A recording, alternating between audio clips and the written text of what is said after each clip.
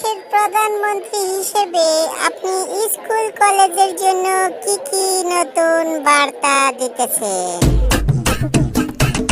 School college বাচ্চাদের জন্য দুইটা ঈদে 2 মাস 4 মাস বন্ধ থাকবে। আর শীতের সময়ে 4 মাস বন্ধ থাকবে। আর গরমের সময়েও 4 মাস বন্ধ থাকবে।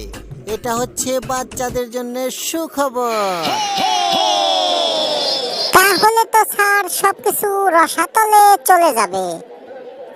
তাহলে আপনি কৃষকের জন্য কি সুসংবাদ নিয়ে আসছেন? কোনো কাজ করতে হবে না, শুধু নাকে তেল দিয়ে ঘুমাবে, খাবে আর ঘুমাবে। কোনো কাজকর্ম করতে হবে না। বলছেন কি স্যার? তাহলে ব্যবসা বাণিজ্যের কি হবে? ব্যবসা বাণিজ্য খুবই ভালো চলবে। বাচ্চারা শুধু দোকানে যাবে, কৌটো খুলবে, বিস্কুট খাবে আর চলে যাবে। কোনো টাকা দিতে হবে না।